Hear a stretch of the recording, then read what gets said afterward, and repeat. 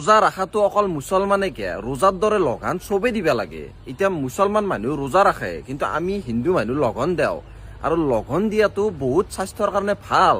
এই যে অকল ৰোজাটো অকল ধৰ্ম বুলি নহয়, ৰোজা ৰখাটো স্বাস্থ্যৰ কাৰণে ভাল, এইটো চাইণ্টিফিকেলি প্ৰমাণিত আছে। আমি গোটাই বছৰটো দি খাই থাকো, কিন্তু আমি একমাহ যদি এনেকুৱা ৰেষ্ট দিব পাৰো পেটটোক, বা আমি যদি লঘন দিব পাৰো, তেতিয়াহ'লে আমাৰ স্বাস্থ্যৰ কাৰণে বহুত ভাল।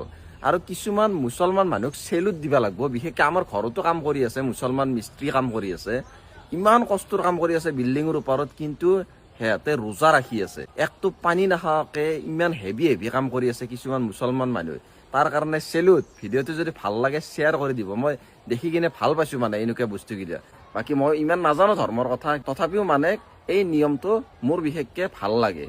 আমি চবে লগান দিব লাগে, চব ধৰ্মৰ মানুহে লগান দিয়াটো আমাৰ স্বাস্থ্যৰ কাৰণে ভাল। বাকী যিয়ে নহওক, ঈদে চিদে মাতবি, নিশ্চয় যাম।